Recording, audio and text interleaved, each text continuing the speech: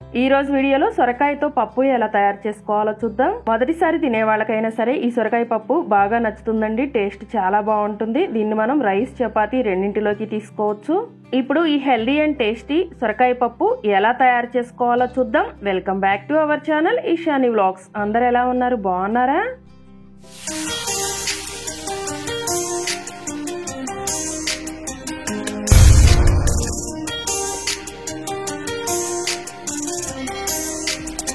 సొరకాయ పప్పు తయారు చేసుకోవడానికి కుక్కర్లో 1 గ్లాస్ కందిపప్పు వేసుకొని 2-3 సార్లు శుభ్రంగా కడగాలి. తర్వాత 1 గ్లాస్ కందిపప్పుకి 2.5 గ్లాసులు వాటర్ యాడ్ చేసుకొని 1 అవర్ పాటు నానబెట్టి పెట్టుకోవాలి. ఇలా కందిపప్పు నానబెట్టుకోవటం వల్ల పప్పు బాగా ఉడుకుతుందండి. తర్వాత వెజిటబుల్స్ కట్ చేసి పెట్టుకోవాలి. నేను ఇక్కడ హాఫ్ సొరకాయ తీసుకున్నాను. మీకు కావాలంటే కొంచెం తక్కువైనా తీసుకోవచ్చు. అలానే 2 గ్రీన్ చిల్లీ, 2 టొమాటోలు, 1 ఆనియన్ కూడా కట్ చేసి పెట్టుకోవాలి. నేను కొంచెం సొరకాయ ఎక్కువగా వేసుకుంటున్నాను. మీకు కావాలంటే కొంచెం తగ్గించి వేసుకోవచ్చు. పప్పు బాగా నానిన తర్వాత దీనిలో సొరకాయ ముక్కలు, టొమాటో ముక్కలు, ఆనియన్ ముక్కలు, అలానే గ్రీన్ చిల్లీ వేసుకోవాలి. 1/2 టేబుల్ స్పూన్ పసుపు కూడా వేసుకొని ఒకసారి బాగా కలుపుకొని మూత పెట్టి కుక్కర్ విజిల్ పెట్టి 3 విజిల్స్ వచ్చే వరకు ఉడికించుకోవాలి. 3 విజిల్స్ వచ్చిన తర్వాత కుక్కర్ ఆవిరి మొత్తం పోయిన తర్వాత చూడండి మూత తీసాను. పప్పు అంతా కూడా చక్కగా ఉడికిపోయింది. ఇప్పుడు ఒకసారి బాగా మెదుపుకోవాలి.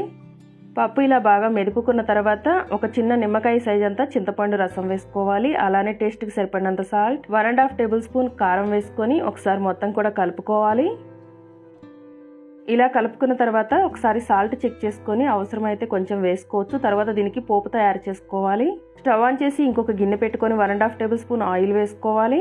ఆయిల్ వేడైన తర్వాత 5-6 వెల్లుల్లి దంచి వేసుకోవాలి. అలానే 4 ఎండుమిరపకాయలు, 1 టేబుల్ స్పూన్ పోపు దినుసులు వేసుకొని ఫ్రై చేసుకోవాలి. ఇవి ఫ్రై అయిన తర్వాత ఒక చిన్న ఆనియన్ కట్ చేసి వేసుకోవాలి. ఆనియన్ ముక్కలు ఒక 2 నిమిషాలు ఫ్రై చేసుకుంటే సరిపోతుంది. ఆనియన్స్ ఇలా ఫ్రై అయిన తర్వాత కొంచెం కరివేపాకు, కొత్తిమీర వేసుకొని 1 నిమిషం ఫ్రై చేసుకోవాలి. తర్వాత చిటికెడు ఇంగువ వేసుకొని ఒకసారి కలుపుకొని ముందుగా ఉడికించి పెట్టుకున్న పప్పు వేసి కలుపుకోవాలి. కుక్కర్లో కొంచెం వాటర్ కూడా వేస్తున్నాను. ఇప్పుడు ఈ పప్పుని ఇంకొక 2 నిమిషాలు ఉడికించుకుంటే సరిపోతుంది. ఇలా పప్పు బాగా ఉడికిన తర్వాత ఇప్పుడు స్టవ్ ఆఫ్ చేసుకోవాలి. వేడివేడిగా సొరకాయ పప్పు రెడీ అయిపోయింది. ఫ్రెండ్స్, మీరు ఫస్ట్ టైం మన ఛానల్ని చూస్తున్నట్లయితే ప్లీజ్ ఛానల్ని సబ్స్క్రైబ్ చేసుకోండి. Thanks for watching.